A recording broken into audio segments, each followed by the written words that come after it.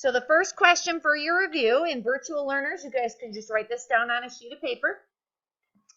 It says the sum of 3 consecutive numbers is 117. Find the 3 numbers.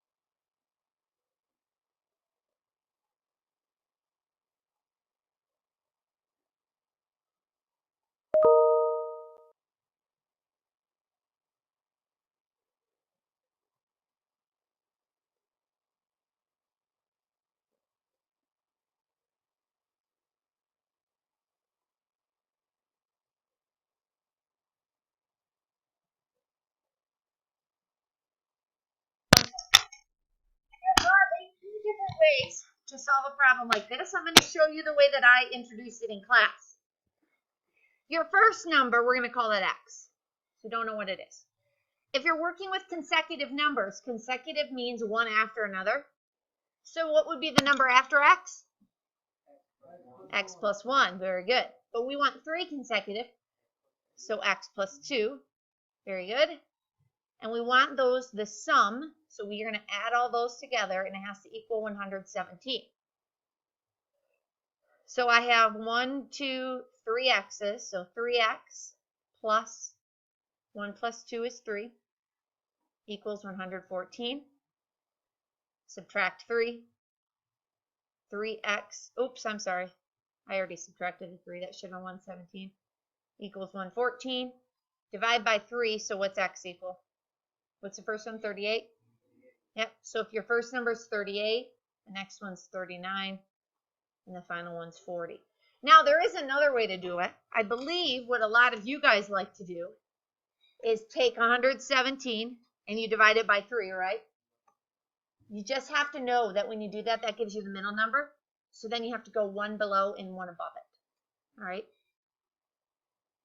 All right. I would also always double check your answer. 38 plus 39 plus 40 is 117. So put that in either the right or the wrong pile. And here is your next question. Find the missing side length. When you're ready to submit your answer, let me know.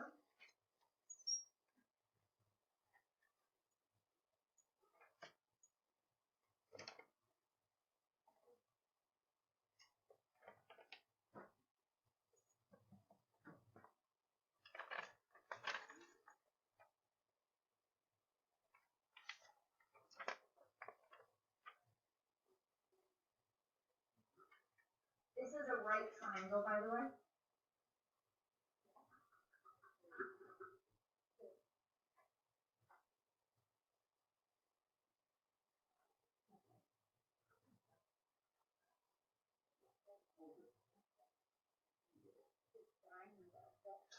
I'll give you all a hint, and then you can resubmit if you'd like. The Pythagorean theorem. See if you can remember the Pythagorean theorem. Let's write this down. Pythagorean theorem.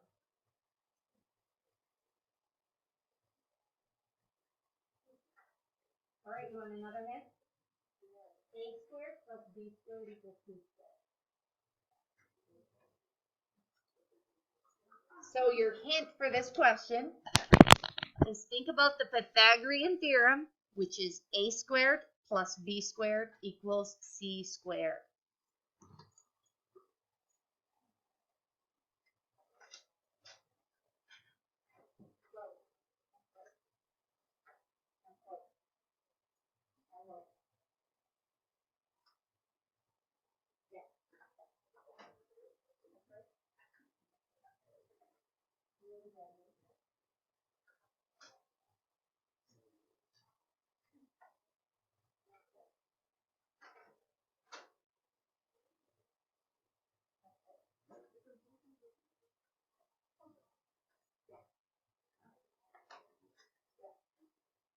All right, final chance to lock it in now, Clay.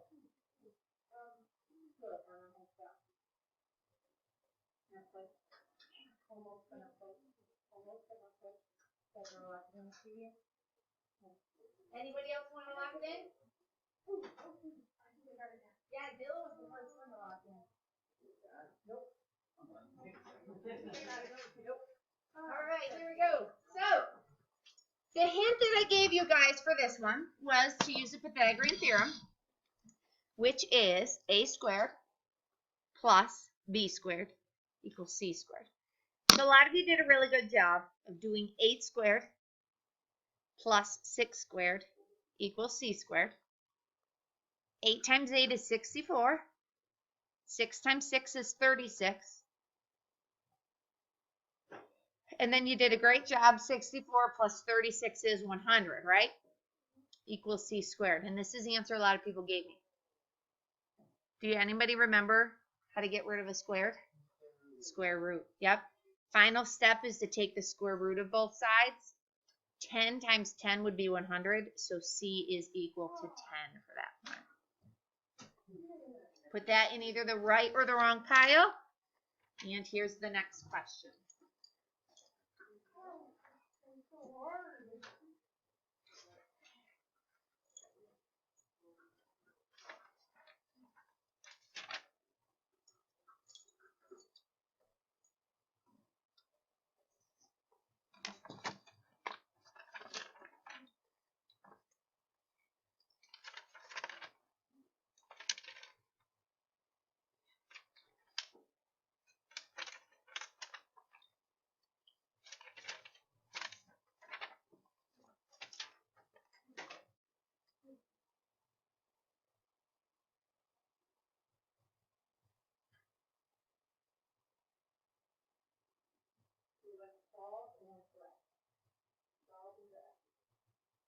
You guys got a minute to do this.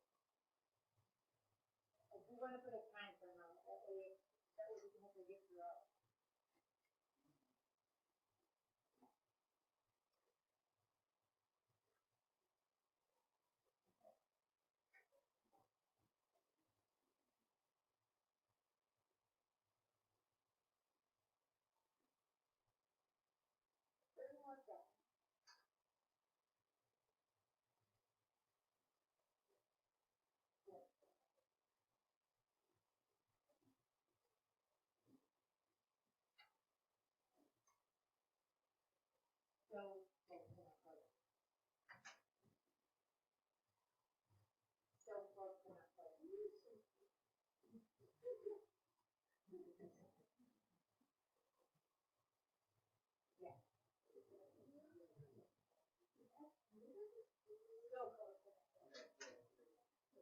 All right, lock in your answer. So perfect. All right, so when I walk by you, either gotta lock in or put it in the wrong column. You were on the right track. You're getting there. Yes. How is it so close? I didn't even know. Is it the opposite way? All right, so here we go for this one. So this is one that I think a lot of people need to make sure they listen to for tomorrow's exam. So if I want to get x by itself, I have to get rid of this negative, and I have to get rid of dividing by 3. So the opposite of dividing by 3 is multiplying by 3. And then if I want to get rid of that negative, I'm going to multiply by negative 3, because then the negatives will cancel, because a negative times a negative is a positive. What you do to one side, you have to do to the other. You have to do it to both sides. So on the left side, the negative 3's cancel. I get x. 7 times negative 3 is a negative 21.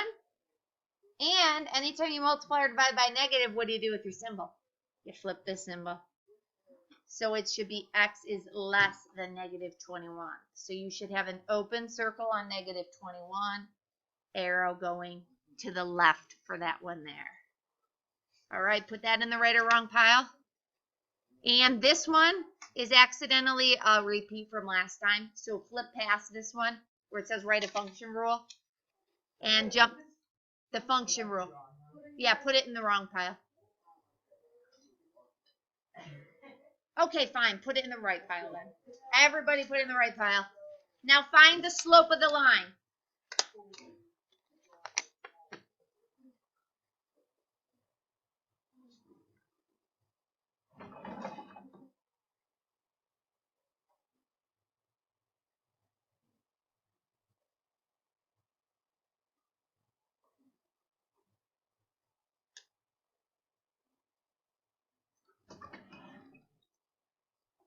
All right, so to find slope of a line, you have to use our slope formula, which is y2 minus y1 over x2 minus x1.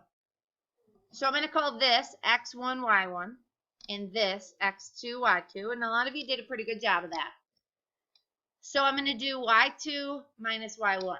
I'm going to do negative 6 minus 8 over x2 minus x1. 3 minus 7. And then we have to simplify. Slope should always be a fraction in simplest form. Negative 6 minus 8 is negative 14. 3 minus 7 is negative 4. But we have to simplify. First part you need to simplify. Hey guys, what's a negative divided by a negative? Bam, it's a positive. 14 and 4 are both divisible by 2. So you get 7 halves when you simplify completely. Yeah. All right, here is your next question. And I'm going to start up a new video for virtual learners.